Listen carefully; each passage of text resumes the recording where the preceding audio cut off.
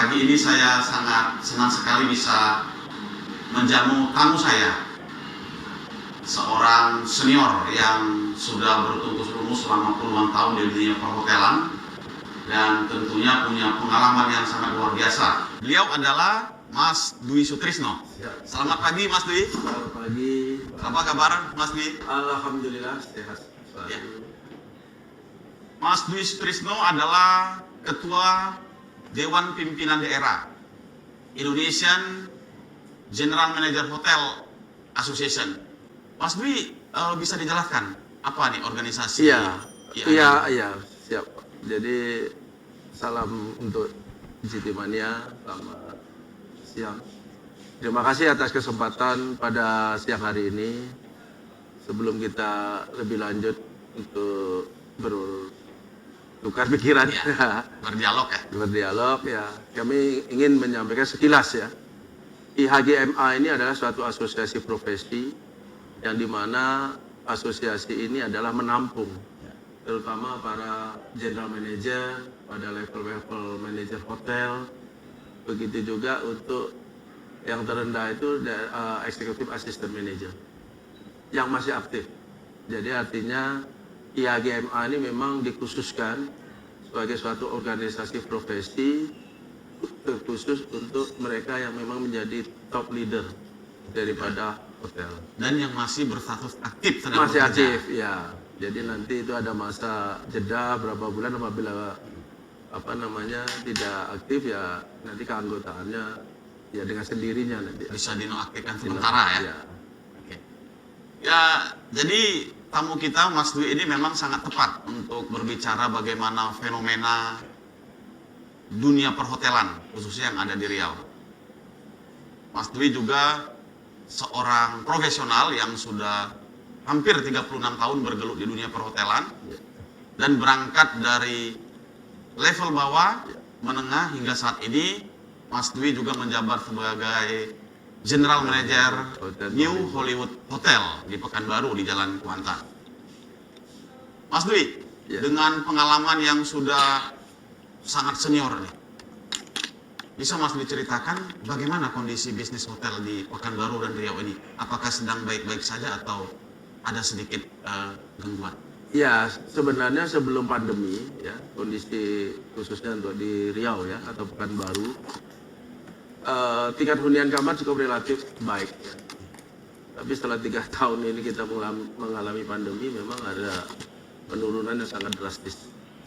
Dan kita bersyukur kepada pemerintah pada tanggal 28 Desember tahun 2022 yang lalu bahwa PPKM itu telah dicabut. Dan ini tentu memberikan harapan khususnya dari dunia pariwisata di mana orang bisa melakukan perjalanan tanpa ada pembatasan. Kegiatan-kegiatan pun sudah longgar. Namun demikian pemerintah juga selalu mengingatkan untuk selalu pakai masker lah.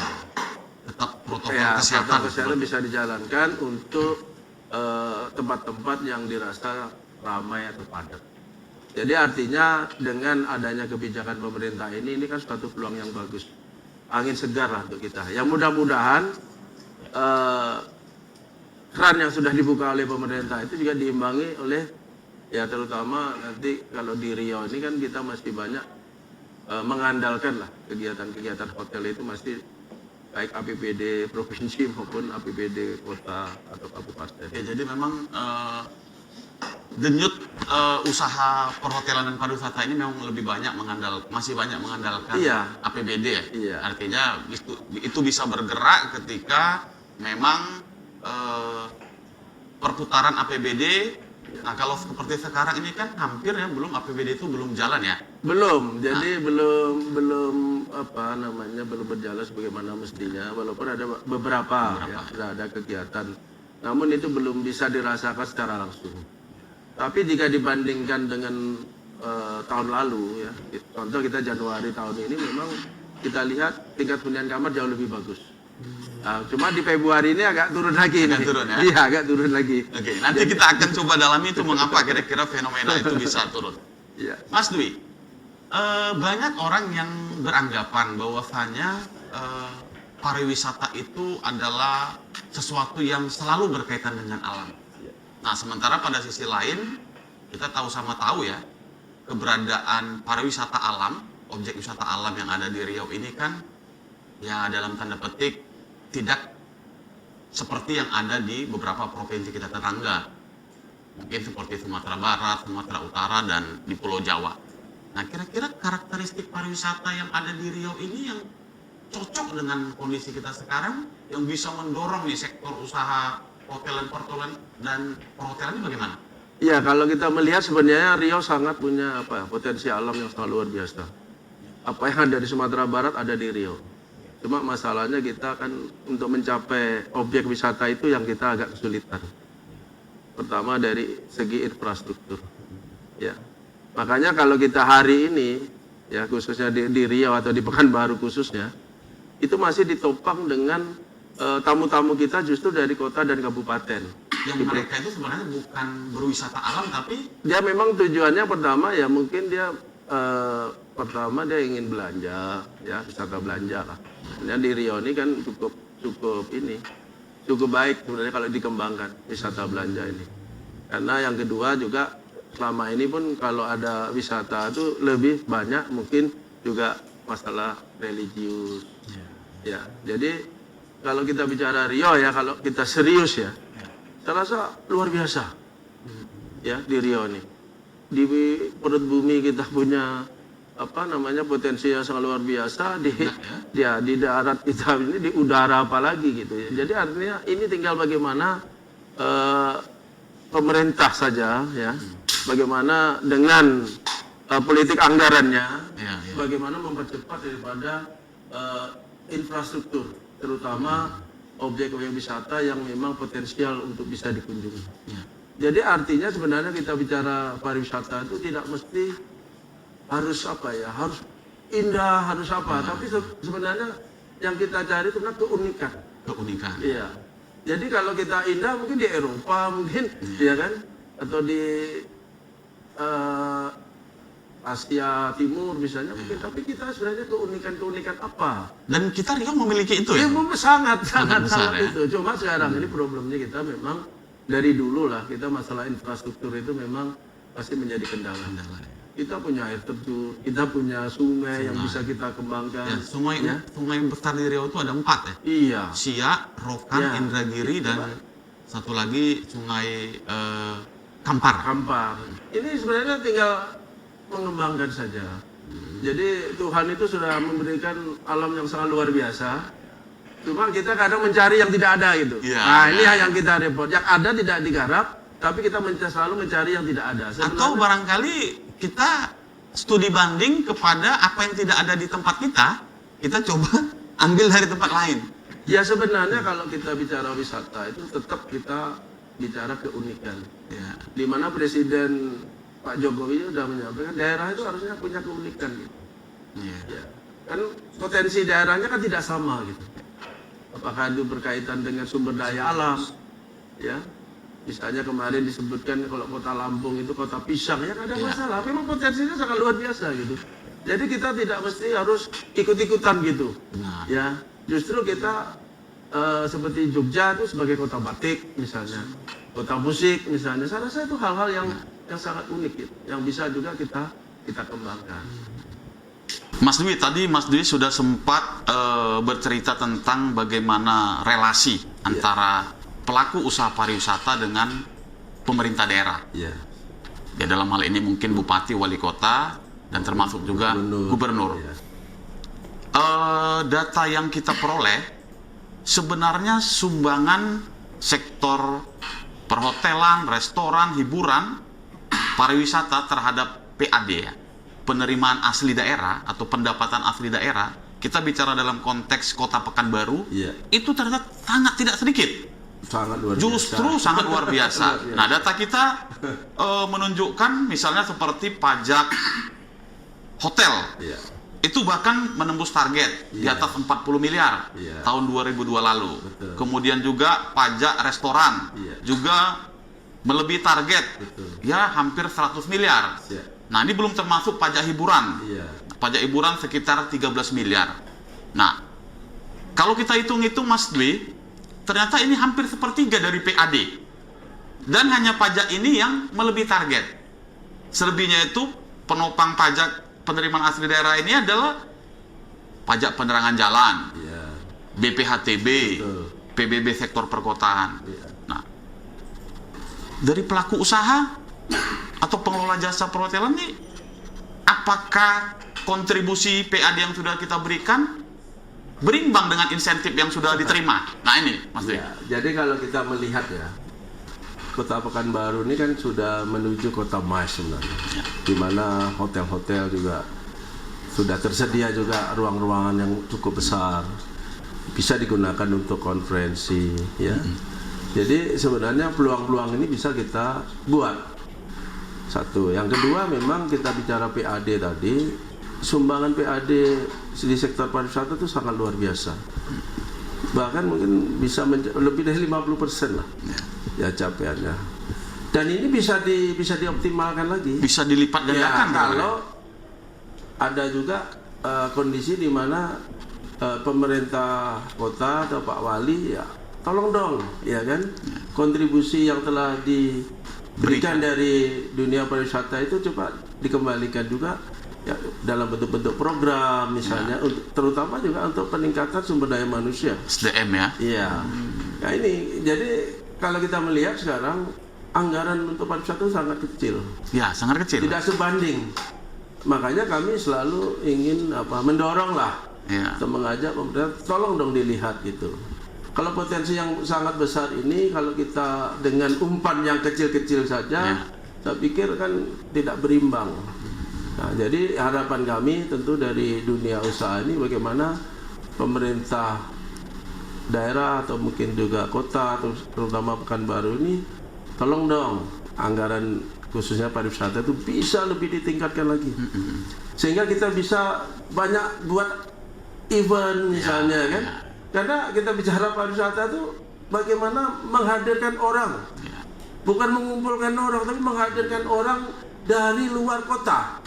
Apakah luar provinsi, ya kan? Bahkan luar negeri. Nah, ini tujuan kita kalau kita bicara pariwisata. Tetapi kalau kita melihat sekarang kan kegiatan-kegiatan itu memang ada, cuma kan hanya dinikmati oleh penduduk Kota Pekanbaru saja gitu. Kita saja yang Iya, sehingga tidak ada dampak langsung ya terhadap dunia usaha ya, terutama hotel dan restoran. Karena kalau kita bicara tadi sekali lagi untuk pariwisata, kalau orang luar kota datang ke Pekanbaru kan pasti menginap di hotel.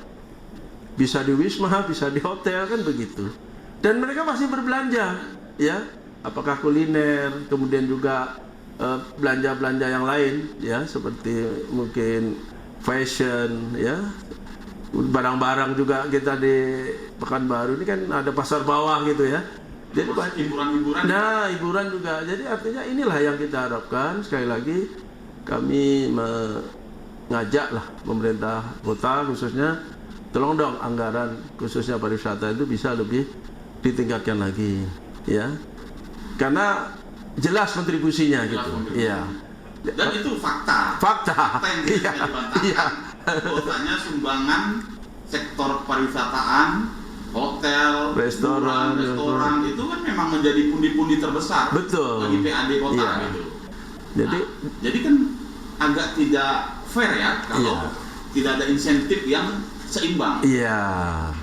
Apalagi tadi Mas Dwi menyebut kalau ini memang betul-betul diurus oleh pemerintah, barangkali sektor pariwisata bisa lebih besar ya? Besar lagi, Pemerintah. lebih besar lagi karena memang kita bicara destinasi itu kan menjadi tanggung jawab pemerintah. Contoh lah misalnya dari Pemprov atau Pak Gubernur bisa membuatkan acara-acara apakah itu olahraga ataukah kesenian yang notabene-nya memang yang kita hadirkan orang yang di luar kota gitu ya. Atau di luar provinsi bahkan atau di luar negeri gitu. Sehingga ini berdampak langsung kepada perekonomian kita. Dan itu bukan hanya hotel dan restoran. Semuanya kegiatan ya. Contoh kami kemarin Rakernas PHRI di Jogja itu dihadiri hampir 500 orang. Ya. Dan mereka semuanya itu ya kebanyakan dia belanja gitu. Karena mungkin di Jogja murah gitu ya. Itu berapa banyak, berapa miliar itu uang yang beredar di sana selama 3 hari. Jadi bagaimana pemerintah daerah ini bisa menarik kegiatan-kegiatan skala regional maupun nasional ke sini ya? Betul. Sehingga mereka berdatangan. Betul, itu yang kita harapkan. Karena kalau kita hanya kegiatan-kegiatan yang lokal, itu artinya kita hanya ya bermain di rumah sendiri gitu. Jadi memang berdampak tidak langsung ke kita gitu. Contoh ya, kalau kita melihatnya, saya jujur saja saya katakan di eranya Pak Rusdi Jainal itu kita betul-betul bisa merasakan itu. Karena di mana kegiatan-kegiatan nasional itu banyak gitu. Maka beliau pernah menyampaikan sebenarnya setelah PON kemarin, ini adalah kebangkitan ekonomi Riau. Karena apa? Kita belajar dari Sumatera Selatan atau Palembang. Iya kan? Nah, cuma masalahnya kan tempat-tempat atau venue-venue yang kita buat dengan triliunan itu pun tidak bisa kita manfaatkan gitu. Bahkan sekarang tidak terurus lagi kan. Kan jadi sayang itu. Kayak Gor Rio itu kan, wah itu kan terbaik di Indonesia maksudnya. Iya, bahkan di Asia gitu. Tapi kan sayang tidak bisa dimanfaatkan secara maksimal gitu. Dan kondisinya pun memprihatinkan juga gitu. Jadi itulah yang mungkin kita harapkan ya, terutama baik pemerintah provinsi, utamanya ini untuk tingkat-tingkat nasional, memang beliau lah yang mungkin punya kepentingan yang sangat luar biasa gitu. Kemudian kota juga ya nggak ada salahnya juga mereka melakukan suatu studi banding ya. Tapi studi banding itu yang sesuai lah dengan kita gitu. Jangan studi banding ke luar negeri yang orangnya pun tidak pernah datang ke Indonesia, kan percuma juga itu, nggak efektif gitu. Ya. Kalau kita sebenarnya untuk ASEAN saja kalau kita bisa maksimalkan itu sangat luar biasa. Karena apa? Kultur kita hampir sama gitu di ASEAN itu. Apalagi kita bicara Malaysia itu udah hampir sama, udah serumpun kita.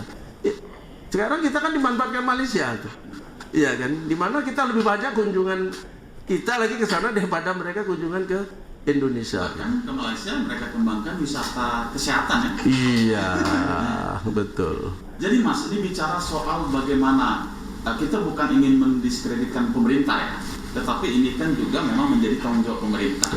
Nah, bicara soal pengembangan pariwisataan yang itu erat kaitannya dengan sub-sub ekonomi lain, ekonomi kreatif. Iya. Bahkan sampai pada level UMKM. Betul. Nah, ini kan bicara soal tadi Mas sudah sempat singgung soal kebijakan yang pro.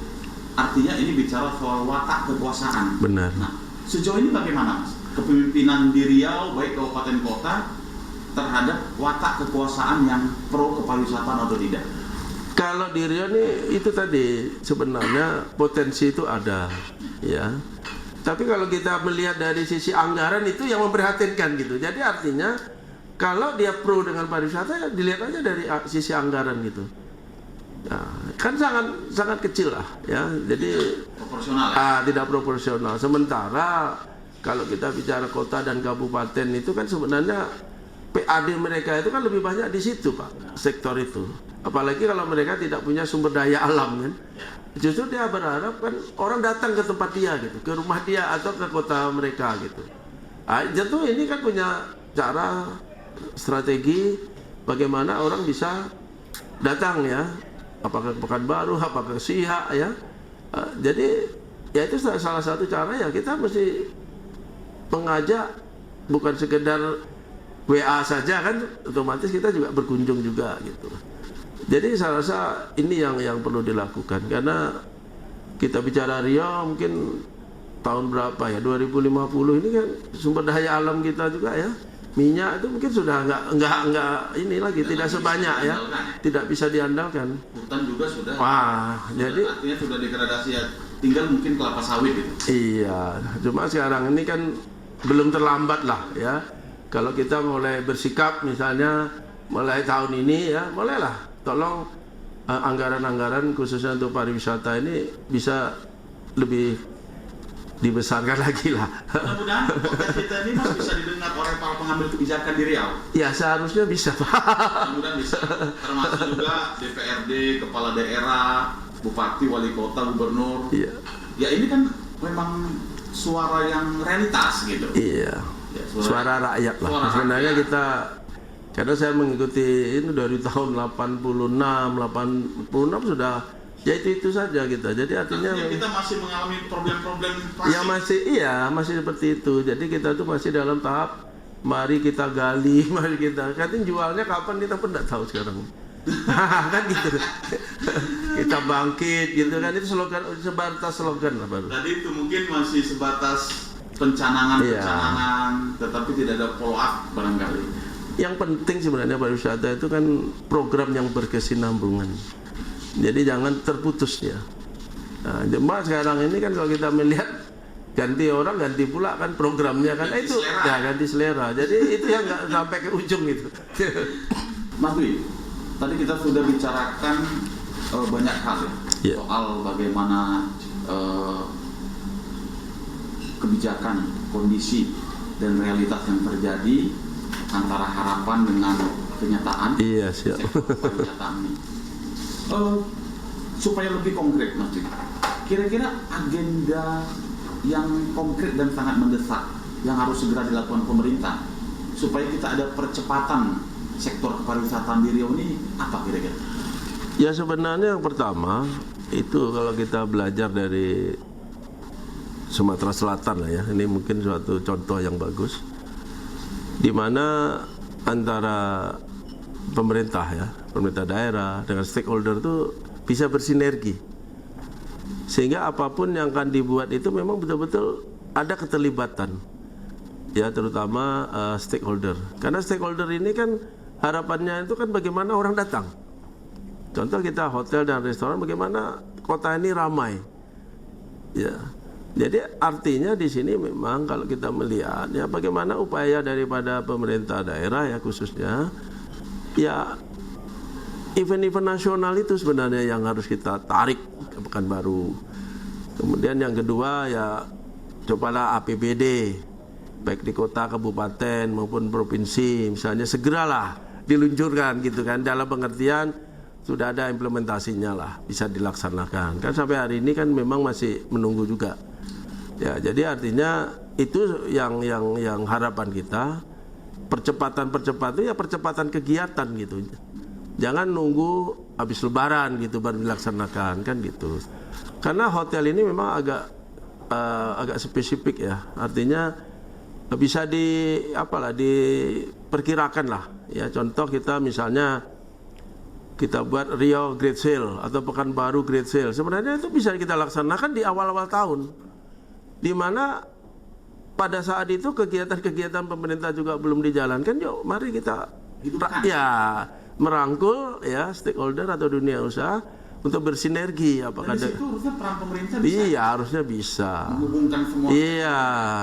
Sehingga jangan nanti ada Rio Great Sale tapi di bulan Juni, Juli. Itu di saat kita lagi rame nggak dibutuhkan lagi gitu. Justru di saat low season seperti saat ini, bagaimana kita bisa bersinergi satu sama lain ya. Biasanya kita ada hotel, ada restoran, juga ada mall ya. Kalau ini bisa dihimpun ya, atau mungkin dibawa oleh pemerintah juga, saya rasa ini sesuatu yang luar biasa. Jadi Mas Dwi, selama ini tidak ada semacam ya agenda-agenda koordinasi atau konsultasi ya antara pemerintah dengan pelaku-pelaku usaha kepariwisataan ini untuk merumuskan satu program, satu rencana kebijakan yang tadi bisa menjawab persoalan tadi. Ya kalau selama ini kita kan dihadirkan barang yang sudah siap. Kayak apa? Kita ada program. Iya. Pemerintah kerjakan, apa yang bisa kita lakukan? Iya, jadi bukan digalang lewat perencanaan bersama, bukan? Betul, tidak. Jadi artinya kegiatan-kegiatan itu memang, misalnya kalau kita bicara Riau kan masing-masing daerah, kota dan kabupaten kan sudah melakukan suatu apakah kegiatan-kegiatan yang bersifat keagamaan, ada juga kebudayaan ya. Itu kan yang menghadirkan itu kan pemerintah. Coba kita bisa sinergikan, misalnya ada kegiatan di Kampar, bagaimana Pekanbaru, karena bagaimana juga di Kampar kan untuk akomodasi kan masih kurang ya, pasti dia akan balik ke Pekanbaru kan gitu. Jadi Pekanbaru ini harus dibawa juga, kamu menyumbang apa gitu loh, sehingga betul-betul bahwa orang datang ke Pekanbaru itu bukan hanya melihat Kampar, tapi juga dia melihat yang kota yang lain. Apalagi kita ada namanya Pekan Sekawan. Nah, itu saya juga nggak tahu sampai di mana itu program itu bisa jalan kan. Karena menurut saya kalau program bersama itu memang anggarannya itu harus digabung gitu, sehingga bisa menjadi satu kekuatan dan dirumuskan bersama bagaimana untuk kepariwisataan ini bisa berjalan. Jadi tidak bergerak sendiri-sendiri. Iya. Kawannya, iya. Artinya ya benar-benar dia berkawan gitu. Iya, artinya Pekanbaru melakukan ini, iya. Siak juga seperti ini. Harus sinergi lah. Jadi kalau kita mungkin suatu ada kegiatan yang melibatkan 4 kota atau kabupaten ini, ya di Kampar ada apa gitu, Pelalawan ada apa, Siak ada apa, Pekanbaru apa gitu, iya kan. Tapi kan kita melihat ya belum begitu ini ya, belum begitu tampak lah ya. Jadi harusnya inilah yang saya sampaikan tadi, apapun yang dibentuk kalau itu memang tidak ada anggaran atau dana yang memadai memang agak sulit gitu. Yang kedua memang harusnya masing-masing daerah juga harus bisa menyatu gitu. Anggaran kalau bisa disatukan lah, iya kan. Bukan masing-masing buat kegiatan gitu. Justru kegiatan yang dari masing-masing itu bisa disinergikan satu sama lain gitu. Jadi kalau kita bicara itu ya, kalau peluang kita ya harapan kita salah satu yaitu 60% itu dari pemerintah daerah, baik kota maupun provinsi. Nah, cuma masalahnya sekarang mereka ini kan untuk pelaksanaan kegiatan ini kan nunggu waktu. Iya kan? Padahal anggaran udah diketuk kan. Seharusnya Januari sampai Desember 12 bulan gitu. Iya kan? Dimana di saat Januari mungkin sampai Maret itu saya rasa kalau untuk hotel ya agak sedikit kelimpungan lah, agak sedikit goyah lah ya, karena andalannya belum keluar gitu. Makanya saya selalu sampaikan kalau kita ketemu orang di Cengkareng, misalnya Mas kamu ke Pekanbaru, ya ada apa? Ada proyek kecil gitu, ada proyek. Jadi mereka datang tuh mungkin ya ada kegiatan bisnis gitu. Begitu juga kalau kita ketemu orang misalnya di Sultan Syarif Qasim II mau ke Batam. Kalau dia ke Batam dia buang duit gitu, bukan cari duit. Nah, kan gitu, kan beda. Ya, jadi artinya bagaimana Riau atau Pekanbaru khususnya itu ya menjadi suatu daerah tujuan gitu.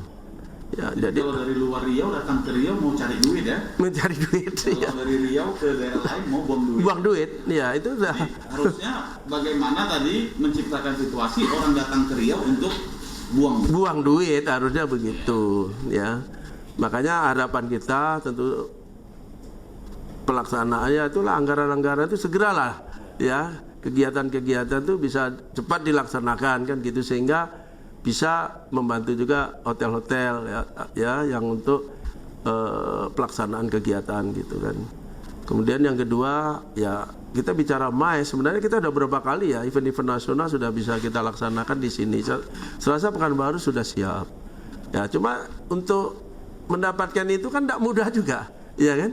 Dan itu umumnya kan ke Jakarta juga, nggak mungkin, ya kan? Perangkat kekuasaan yang di daerah, ya, harusnya bertugas harus menjemput. Bahkan menjemput tapi ya tuan rumah. Bukan menjemput tapi merebut lagi. Nah, itu yang kita harapkan. Kemudian lagi ya kita bicara kalau Riau ini yang ya hotelnya yang agak banyak ya, itu kita kan cuma Pekanbaru, Duri, Dumai gitu. Ya, sementara di daerah-daerah lain ini memang ada gitu kan. Jadi ya itu yang kita daerah-daerah inilah yang mungkin juga perlu dikembangkan juga. Contoh ya hotel-hotel yang representatif lah untuk tamu-tamu, sehingga betul-betul tamu itu datang ke sana tuh tidak balik lagi ke Pekanbaru kan gitu, bisa ditahan di sana kan gitu. Iya. Mas Dwi, ada satu fenomena nih, meningkatnya animo masyarakat menjadi pelaku pariwisata. Ya. Banyak bermunculan spot-spot pariwisata yang dikelola secara swadaya, tempatnya kecil, sederhana, tapi bisa memikat masyarakatnya. Nah, artinya kan sebenarnya masyarakat kita ini kan sangat-sangat partisipatif dan sangat aktif. Gitu. Sangat luar biasa. Ya. Ini bagaimana himbauan Mas Dwi, ajakannya terhadap para pelaku-pelaku pariwisata, terutama yang bergerak secara swadaya? Ya sebenarnya pemerintah juga jangan diam-diam saja kan gitu. Jadi kalau kegiatan yang tumbuh di dalam masyarakat itu harusnya kita ikut di dalam gitu, ya, sehingga masyarakat itu merasa terayomi gitu. Nah, jadi kalau sekarang ini kan kalau kita melihat kan, kalau dia sudah tumbuh dibiarkan dia akan mati sendiri. Kenapa?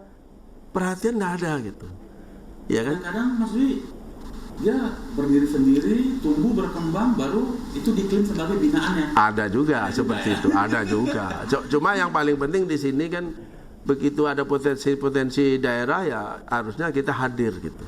Sehingga kita bisa membantulah, apakah dari sisi permodalan atau dari sisi manajemen, ya. Sehingga ini juga bisa mempercepat gitu. Makanya saya bilang kalau kita bicara pariwisata bicara rakyat. Jadi kalau rakyatnya aja sudah mau bergerak, ya kita harusnya lebih dari itu, iya kan? Kadang-kadang kan kalau pemerintah itu kan mengajak yang belum bergerak kan, mengimbau lah, ini. Tapi justru yang sudah bergerak, bagaimana kegiatan-kegiatan mereka itu bisa juga kita bantu, kita pantau, kita bantulah, ya kan? Jangan dibiarkan saja gitu. Atau nanti kalau sudah jadi, itu menjadi ini gitu, nggak bisa juga kayak gitu. Jadi dibutuhkan memang kolaborasi ya. Iya, kolaborasi. Stakeholder tadi ya, pentahelix itu. Iya benar. Benar-benar harus bisa dikonkretkan ya. Sobat GT Mania, kita sudah panjang lebar ngobrol dengan Mas Dwi Sutrisno, Ketua Indonesian Hotel General Manager Association. Dan silakan GT Mania mengambil saripatinya. Kami hanya mencoba untuk berdiskusi. Semoga bermanfaat. Terima kasih Mas Dwi atas waktunya. Terima kasih. Semoga dunia pariwisata dan perhotelan Riau semakin tumbuh tangguh setelah kita lolos pandemi. Terima kasih. Ya, siap.